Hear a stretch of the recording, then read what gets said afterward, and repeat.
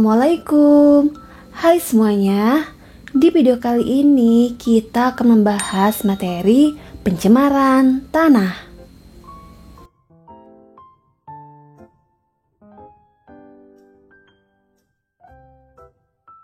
Ketika suatu zat berbahaya atau beracun telah mencemari permukaan tanah, pasti akan menguap, tersapu air hujan, dan masuk ke dalam tanah. Pencemaran yang masuk ke dalam tanah kemudian mengendap sebagai zat kimia beracun di tanah.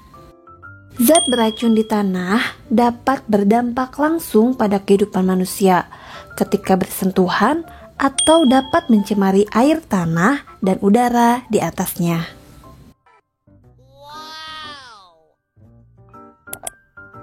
Jadi, dapat disimpulkan bahwa pencemaran tanah adalah suatu keadaan di mana bahan kimia buatan manusia masuk dan mengubah lingkungan tanah alami. Pencemaran ini biasanya terjadi karena kebocoran limbah cair atau bahan kimia industri atau fasilitas komersial, penggunaan pestisida, masuknya air permukaan tanah tercemar ke dalam lapisan subpermukaan, kecelakaan kendaraan pengangkut minyak, zat kimia atau limbah, air limbah dari tempat penimbunan sampah, serta limbah industri yang langsung dibuang ke tanah secara tidak memenuhi syarat atau illegal dumping. Pembahasan yang pertama adalah faktor penyebab pencemaran tanah. Tidak jauh berbeda dengan pencemaran air dan udara, pencemaran tanah juga banyak sekali penyebabnya. Penyebab tersebut diantaranya 1. Limbah domestik, 2. Limbah industri, dan 3. Limbah pertanian. Sekarang kita akan melakukan pembahasan satu persatu. A. Limbah domestik. Limbah domestik dapat berasal dari daerah pemukiman penduduk, misalnya pedagang, tempat usaha, hotel, dan lain-lain. Dari kelembagaan, misalnya kantor-kantor pemerintahan atau swasta, serta tempat-tempat wisata. Limbah domestik dapat berupa limbah padat dan cair. Adapun perbedaan limbah padat dan cair yaitu sebagai berikut. Limbah padat dapat berupa senyawa anorganik yang tidak dapat dimusnahkan atau diuraikan oleh mikroorganisme seperti plastik, serat, keramik, kaleng-kaleng, dan bekas bahan bangunan yang menyebabkan tanah menjadi kurang subur. Limbah cair dapat berupa tinja atau feses, deterjen, oli, cat, dan lain-lain. Jika meresap ke dalam tanah, akan merusak kandungan air tanah, bahkan dapat membunuh mikroorganisme di dalam tanah. Kedua limbah tersebut mempunyai dampak buruk bagi tanah, hingga akhirnya dapat mengganggu kelangsungan hidup makhluk hidup tanpa kecuali kehidupan manusia itu sendiri. Apalagi limbah padat yang merupakan bahan pencemar yang akan tetap utuh hingga 300 tahun yang akan datang. Bungkus plastik yang dibuang ke lingkungan akan tetap ada dan mungkin akan ditemukan oleh anak cucu kita setelah ratusan tahun kemudian. Sampah anorganik tidak terbiodegradasi. Hal ini yang menyebabkan lapisan tanah tidak dapat ditembus oleh akar tanaman dan tidak tembus air, sehingga peresapan air dan mineral yang dapat menyuburkan tanah hilang dan jumlah mikroorganisme di dalam tanah pun akan berkurang. Akibatnya, tanaman sulit tumbuh, bahkan akan mati karena tidak memperoleh makanan untuk tumbuh dan berkembang. B. Limbah industri. Limbah industri berasal dari sisa-sisa produksi industri. Limbah industri juga dapat dibedakan menjadi dua macam, yaitu limbah padat dan limbah cair. Limbah industri berupa limbah padat yang merupakan hasil buangan industri berupa padatan, lumpur, dan bubur yang berasal dari proses pengolahan. Misalnya, sisa pengolahan pabrik gula, pulp, kertas rayon, plywood, serta pengawetan buah, ikan, daging, dan lain-lain. Limbah industri berupa limbah cair yang merupakan hasil pengolahan dalam suatu proses produksi.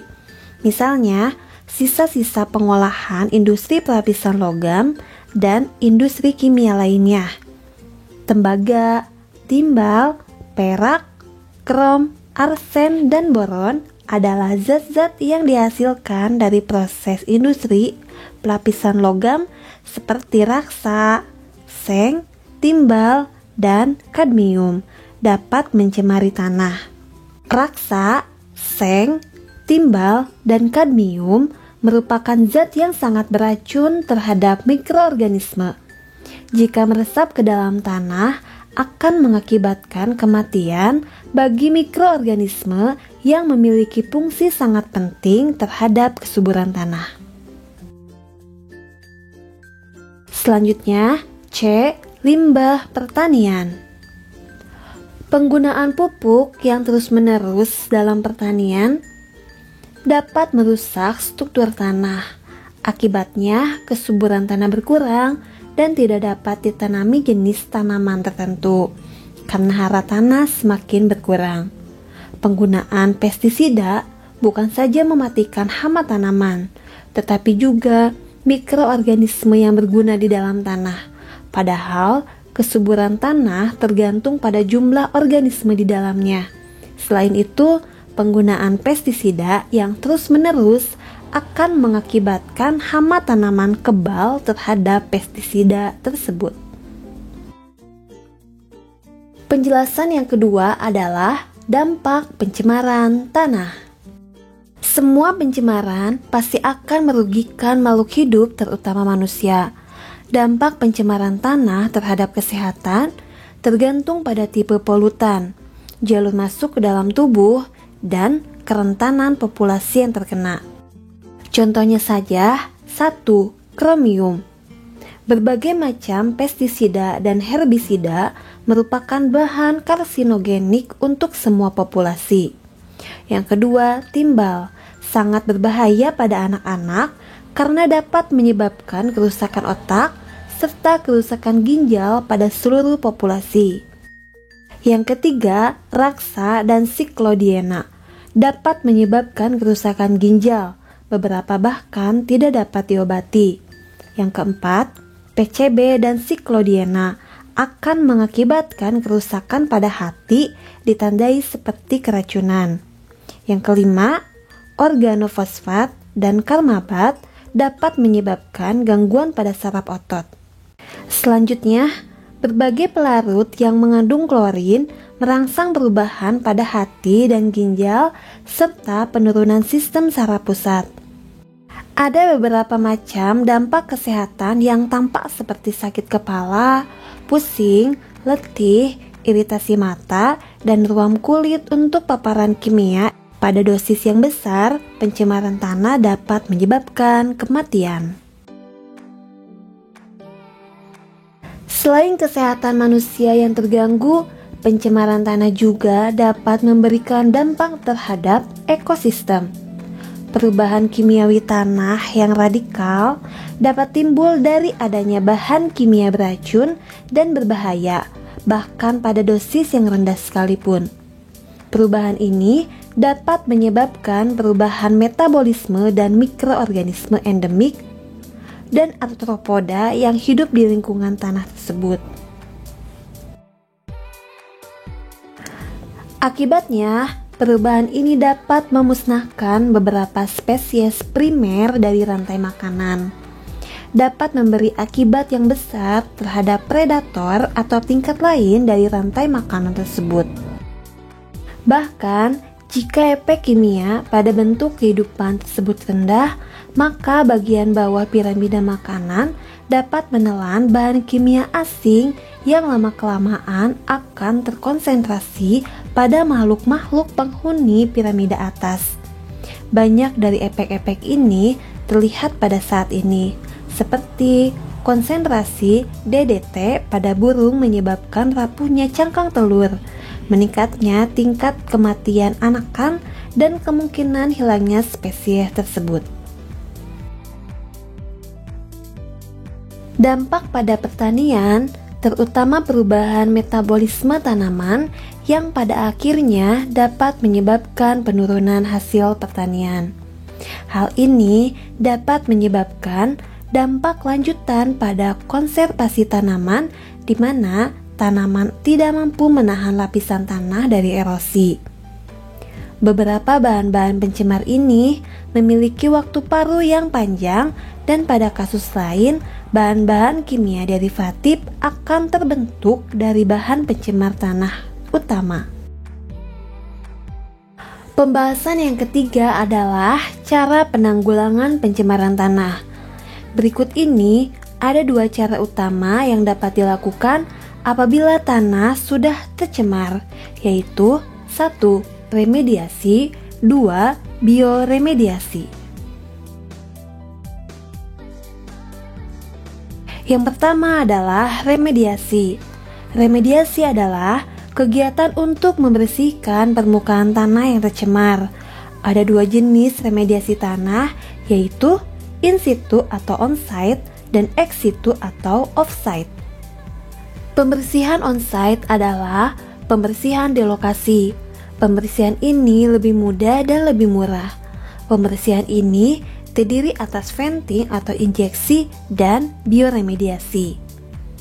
Selanjutnya, pembersihan off-site meliputi penggalian tanah yang tercemar dan kemudian dibawa ke tempat daerah yang aman. Setelah itu di daerah aman, tanah tersebut dibersihkan dari zat pencemar. Caranya adalah tanah tersebut disimpan di bak atau tangki yang kedap. Kemudian zat pembersih dipompakan ke bak atau tangki tersebut. Selanjutnya, zat pencemar dipompakan keluar dari bak yang kemudian diolah dengan instalasi pengolahan air limbah.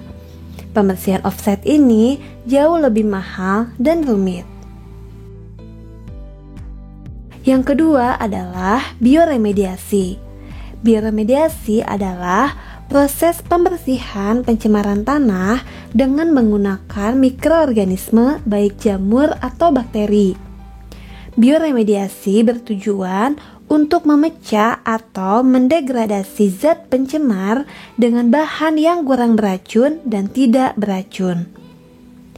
Salah satu mikroorganisme yang berfungsi sebagai bioremediasi adalah jamur vesikular abuskular mikorizа atau FAM.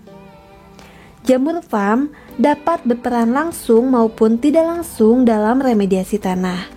Jamur tersebut dapat berperan langsung karena kemampuannya menyerap unsur logam dari dalam tanah. Jamur tersebut tidak dapat berperan langsung karena menstimulir pertumbuhan mikroorganisme bioremediasi lainnya, seperti bakteri tertentu, jamur, dan sebagainya. Cukup sekian pembahasan kali ini, semoga bisa bermanfaat. Saya akhiri, wabillahi taufiq wal hidayah. Wassalamualaikum warahmatullahi wabarakatuh.